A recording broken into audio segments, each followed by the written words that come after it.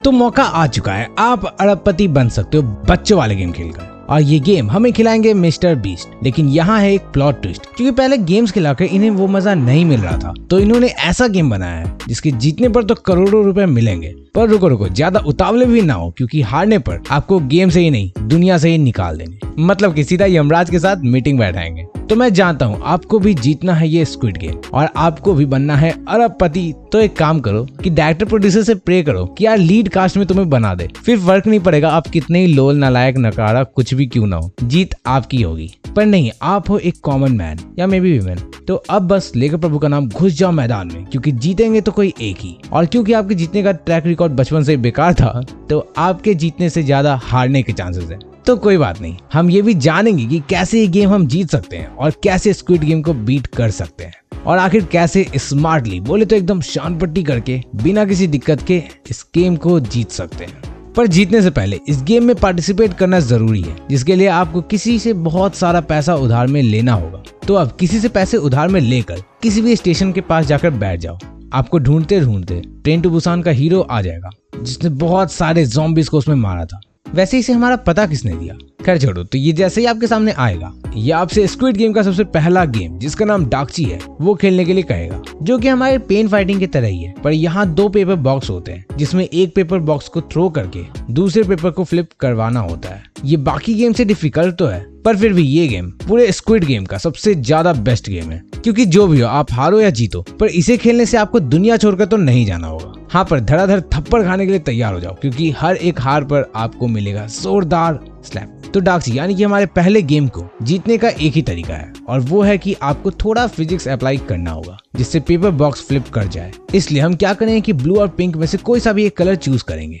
तो अब मान लो कि हम ब्लू चूज करते हैं, तो हमें ब्लू पेपर को इस तरह से थ्रो करना है जिससे वो पिंक वाले से कम्प्लीटली कांटेक्ट बनाए। जैसे कि आप अपने पेपर को दूसरे वाले पेपर के बीचों बीच थ्रो करो, और ऐसा करने वक्त थोड़ा फोर्स अप्लाई करना है। एंड बैम, क्योंकि हम इससे पहले वाले इस वीडियो में देख सकते हैं कि जब ये बंदा एज में थ्रो करता है तो कुछ भी नहीं होता है, पर जब ये बंदा बीचों बीच थ्रो करता है, मतलब जब इसके पेपर का मोस्ट सरफेस एरिया नीचे रखे पेपर के मेजॉरिटी सरफेस एरिया से टच करता है, तो नीचे रखी पेपर बॉक्स में मोमेंटम ट्रांसफर होने की वजह से ये फ्लिप कर जाती है। तो इसे जीतने के लिए आपको स्ट्रेंथ की नहीं बल्कि ब्रेन की जरूरत है, और ऐसे आप इसे जीत सकते हो। तो कुछ इस तरह से ही गेहूं जीत कर बिना थप्पड़ खाए हुए सारे पैसे लेकर निकल सकता था, पर लालच बुरी बला है, जिस वजह से ये अपनी जिंदगी की सबसे बड़ी गलती करता है आगे मिलने वाले 6 गेम को खेलने की। तो अब इसे किडनैप करने वाली गाड़ी में बैठाया जाता है, और वहाँ इसे दिखता है कि बाकी प्लेयर्स गहरी नींद में सो रहे होते हैं। अब इससे पहले कि ये कुछ समझ पाता, इसे भी धुआं करके सुला दिया जाता है। गेहूं की आंख खुलती है और इसे दिखता है कि एक बड़ा सा हॉल, और यहाँ कई सारे लोग। कुछ ही देर में गार्ड्स आते हैं, जो बताते हैं यहाँ मौजूद सभी लोग ढेर सारा उधार लेकर आए हुए हैं, इसलिए यहाँ एक गेम खेलने के लिए सबको बुलाया गया। अब वो गार्ड्स बोलते हैं कि आपको 6 गेम खेलने होंगे, पर इसी के साथ वो 3 रूल बताते हैं। पहला कि चाहे जो भी हो, गेम चलते रहना चाहिए। दूसरा कि अगर गेम खेलने से मना करोगे तो गेम से निकाल दिए जाओगे, यानी कि एलिमिनेट कर दिए जाओगे। और तीसरा कि अगर मेजोरिटी लोग गेम खेलने से मना कर देते तो गेम खत्म कर दिया जाएगा। तो अब गेहूं बोलता है कि भाई बात हो गई, चलो मुझे तेज प्रेशर लगी है, मुझे जल्दी जाने का है। तो गार्ड्स कहते हैं चलो तुम सब एक साथ खेत में चले जाओ, क्योंकि मोदी जी ने इंडिया में शौचालय बनाया है, कोरिया में नहीं।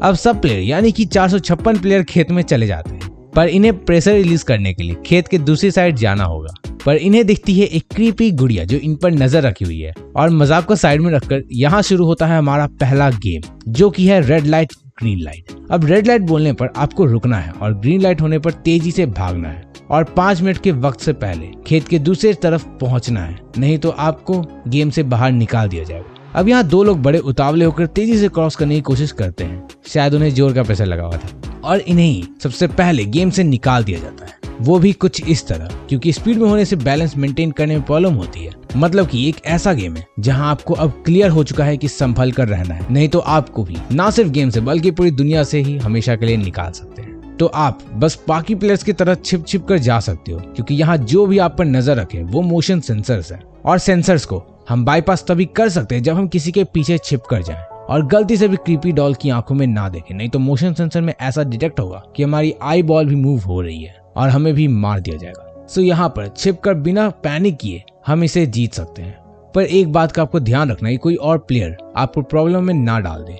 इसलिए बेस्ट होगा कि आप लोन वुल्फ की तरह इस खेत के किसी भी साइड पर चलो। मैं प्रेफर करूंगा कि जिस तरह से शेड आ रही है उस साइड चलना ज्यादा बेहतर होगा।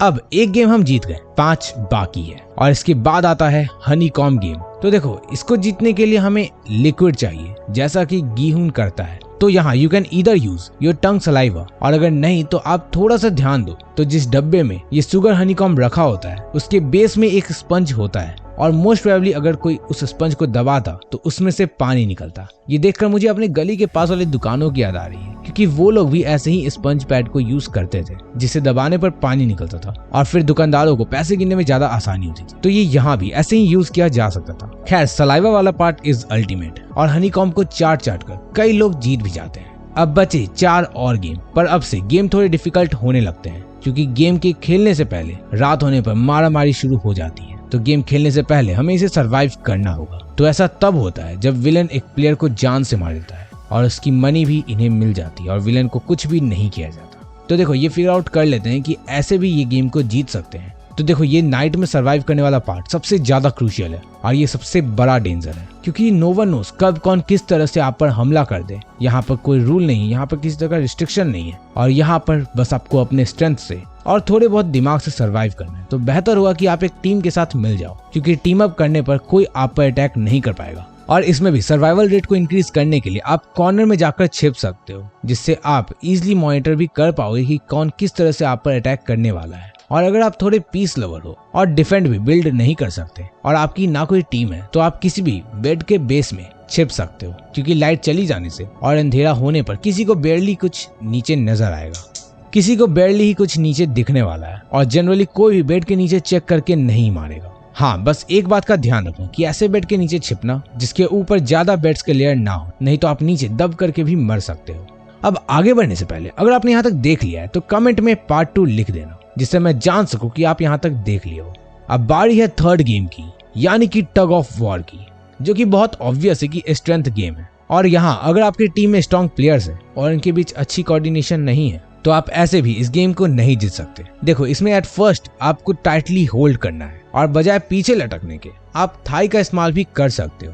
अब यहाँ इस गेम को जीतने के लिए कोई रूल नहीं बताया गया है, तो हम किसी भी मेथड को अप्लाई कर सकते हैं, जैसे कि एंकर ग्रिप मेथड, यानी कि सबसे लास्ट वाला पर्सन अपने शोल्डर के अराउंड रोप को लपेट लेगा, जिससे आपको बहुत ज्यादा स्ट्रेंथ मिलेगी सामने वाले प्लेयर को खींचने में। और अगर ऐसा करना इफेक्टिव नहीं है तो भी हम साइड में इस मेटल बार्स का सपोर्ट ले सकते, मतलब कि लास्ट प्लेयर को रोप को इस मेटल बार्स में बांधना है एंड फिर नो मैटर व्हाट आप हार ही नहीं सकते। बस आपको एक्ट ऐसा करना है कि आप रोप को खींच रहे हो, जिससे उन्हें रियलाइज ना हो कि आप चीटिंग कर रहे हो। और जब कोई रूल नहीं है तो हम एथिकली ऐसे जीत सकते हैं। वैसे सांगवू का 3 स्टेप आगे बढ़कर जीतने वाला तरीका भी काफी ज्यादा इफेक्टिव था। खैर, इस तरह हम स्क्विड गेम के 3 लेवल को तो आसानी से जीत सकते हैं, पर आगे आने वाले गेम्स और भी खतरनाक है और उन्हें बीट करना और भी मुश्किल है। तो चूंकि ये वीडियो ऑलरेडी काफी लंबी हो चुकी है, सो मैं आगे आने वाले गेम्स को सेकंड पार्ट में बना दूंगा, इसलिए आप चैनल को सब्सक्राइब कर देना। तो अब अगर आपको how to beat Squid Game के सेकंड पार्ट को देखना है तो लेफ्ट साइड पर क्लिक करके देख लेना, और अगर आपको how to escape in zombie apocalypse पर वीडियो देखना है तो राइट साइड पर क्लिक करके भी देख लेना। बाय।